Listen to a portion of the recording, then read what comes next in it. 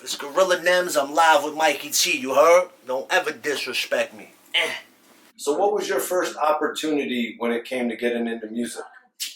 The first opportunity was I was battling. See, back then, before social media, it was like you just had to be outside in New York City, and every night, or every week they would have battles. Like, but it wasn't like Fight Club or nothing. It was just like one night battle. You had to battle like fucking 8 people in one night and win maybe $100.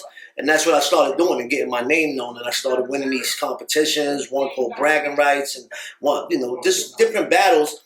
And then you would link up with other rappers from throughout the city. And then I met Rob Love, who was maybe an A&R or somebody higher up at Def Jam. And he gave me his card and was like, yo, we start a new label. Come up. And then I went up there and I met with, they had some shit called Spit Records. It was Stretch Armstrong's label. And they wanted to sign, they had Joe Button, this other kid, Jinx the Juvie, and then they had me. And I had a partner, George Burns. And so they was like, yo, we want to sign y'all. You know what I'm saying? And then 9/11 had happened, and my partner just bugged out and thought the world was going to end. And then he stopped rapping. He started rapping like a Christian rapper. And I was like, nah, I ain't rapping that. I'm rapping regular. And they was like, yo, we don't want y'all separately. We want y'all together as a group. And then they just stopped. We fucked up that opportunity. And then it was a while. Then I started doing the Fight Club. So the Def Jam shit was really like my first step in the game. And then once that fell through, I was like, all right, back to this battle shit. I was never really a battle rapper. I used the bars from songs I would do and just battle people with it. And I would just beat them. You know what I'm saying? And then I became the all-time champ at Fight Club. Yeah, that's crazy. So the deal with Def Jam was actually a duo deal? Like a group. Nems and George Burns. That was the group name. Facts. That's what's up, man.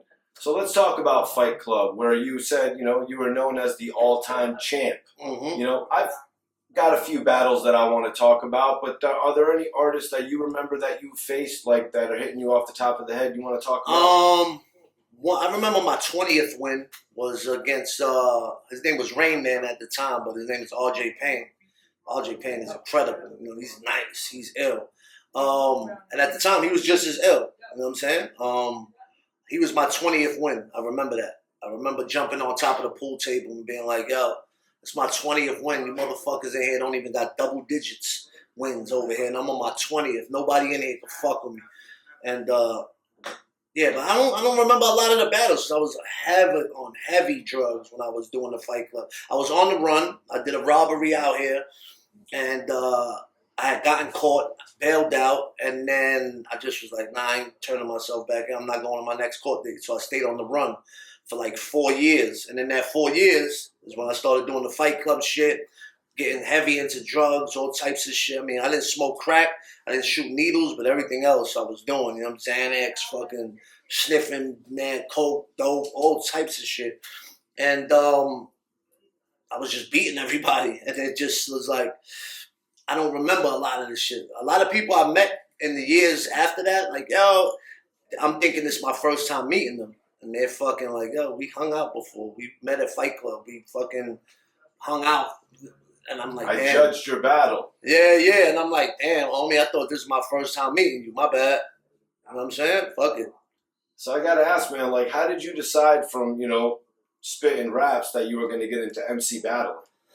I knew that battling was an easier way. So when I went to the Poconos, how I started writing raps out there is the kids in that school were battling each other. But I didn't know anybody. I was from New York, and I just went to school out there. Every weekend, I would take the bus and come home to my mother's crib in Staten Island. So I didn't really make friends. I would just go to school, go to my grandparents' house after school, and have nothing to do. So I would just started writing raps, and the kids were battling. And I was like, I know I could come up with some iller shit than these kids in the school. So like the last day of school, I saved up like a year's worth of my bars, and I was like, yo, I rap. And I battled the best kid in the school, and I finished him like bad, where the whole school was like crazy. Like they didn't even know I existed because I was just always mad quiet. And then, when I went back to that school after the summer was over, because I was back home in Staten Island, everybody in the school knew me, and it was a great feeling. So I wrote my first rap was a battle rap. So I knew that battle rap was an easier way to get your name known than handing out CDs or having people listen to your music that don't know who you are.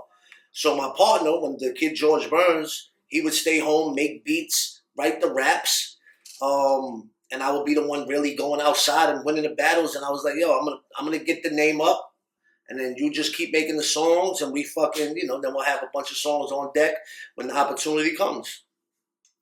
Damn, the Def Jam deal ultimately didn't work out though because your two styles kind of drifted apart. Now we stayed cool for a while. We stayed cool for a minute, and but he always was on some bug out shit. That was, like he started rapping for Christian rap, and then he came back after we already fucked up the Def Jam shit, and then, he always was on some bug out shit. I don't know. The kid was a fucking weirdo.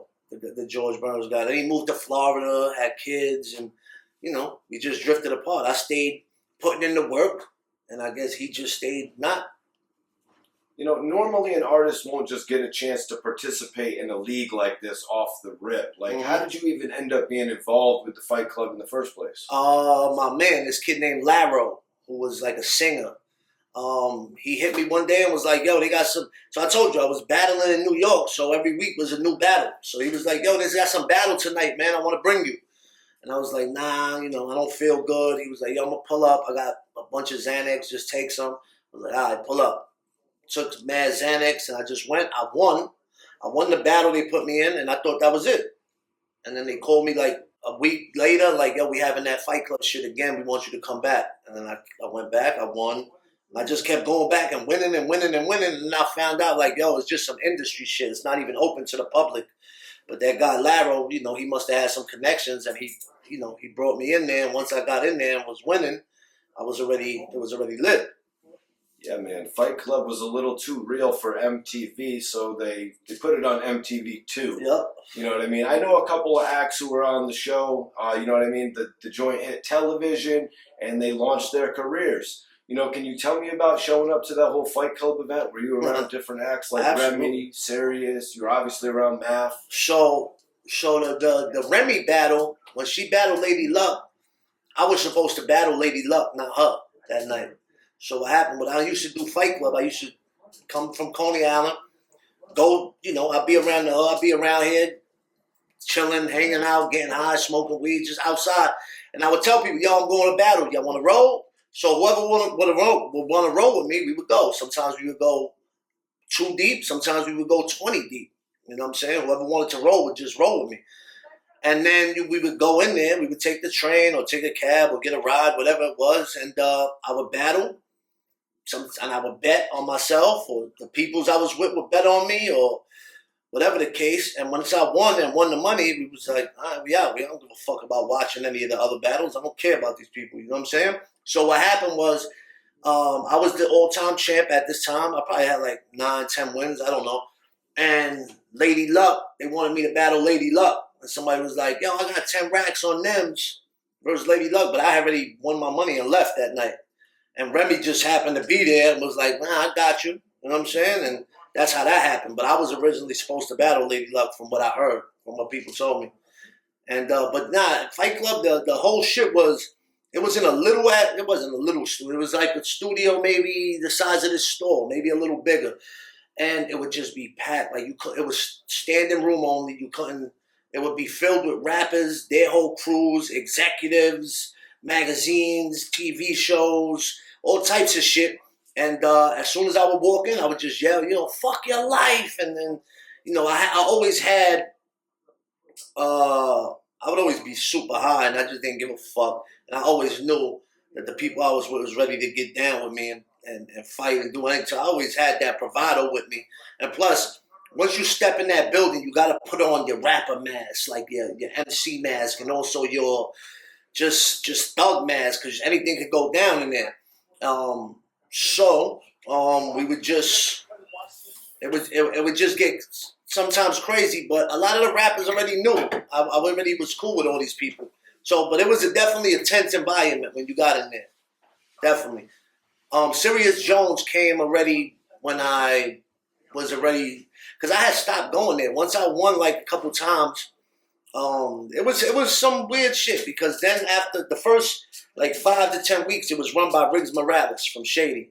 He started it, and then he stopped fucking with it for some reason. And he told me, "Yo, Nems, I don't fuck with it no more." So it just became like dudes from Uptown. I was hustling. They started running the show, and then they came to me was like, "Yo, Nems, we want, we starting like Fight Club Records. We want you to be down with it." But I already was in talks with Riggs and Shady. They wanted to develop me as one of their artists.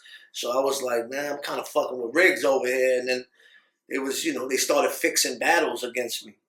From what I heard, I don't have concrete proof, but they, people would tell me like, yo, all three of the judges would come up to me and be like, yo, we all voted for you, and they called the other dude's name.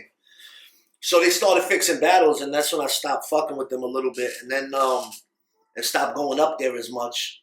And that's when like dudes like Sirius Jones started coming around. But in the beginning, it wasn't really, they wasn't there. Remy was there in the beginning. And the whole shit on MTV that came out after I got caught for my felony for the robbery charge. I had to do a 1.5 to 4.5. So when I got caught, I went up north, and then they started showing the battles on TV. So it worked out perfect for me. It kept my buzz going while I was locked up. I came home. This shit had been playing on MTV every night when I was in jail. So it was like perfect for my buzz. I came out and had this crazy buzz going already. You said tense. I heard RJ Payne say he recalled battling you on Fight Club. He actually told my guy Panda Chop that things were about to go left with y'all. He said your bars were so disrespectful that it almost led to a fight. Is that true? I remember, for some reason, I think I remember it because it was my 20th win, and also my tooth had come out, my front tooth. So all my people was like, yo, don't battle, your fucking tooth is up. I was like, nah, I don't give a fuck. You know what I'm saying? I'm Nems Gutter. That was my name, but I wasn't Gorilla Nems. I was skinny. I was Nems Gutter. I was like, I don't give a fuck. And I remember when I beat him, like I said, I stood on the table. And after I beat him, he was like, I can't lose to this guy. He only got a tooth. I was like, yeah, that's from kissing your fucking mother. You know what I'm saying? But I was always ready to fight when I was in there. Tensions was always high. But yeah, at the end of the day, it was always a mutual respect. Me and RJ got a couple joints done now recently. You know what I'm saying? Like, it ain't no real beef. It was just a tense situation. Everybody wanted to be the top guy in there. And I was the top guy in there. He even said the legend Pee Wee Kirkland calmed y'all down. Is it true that happened? Pee Wee Kirkland was always in there. So for somebody like from Philly that's coming there, he's going to remember better than me. You know what I'm saying? Because I was there every week. Everything just gets mashed together in my mind. So I don't fucking remember. But Pee Wee Kirkland was always in there, 100%. So that sounds about right.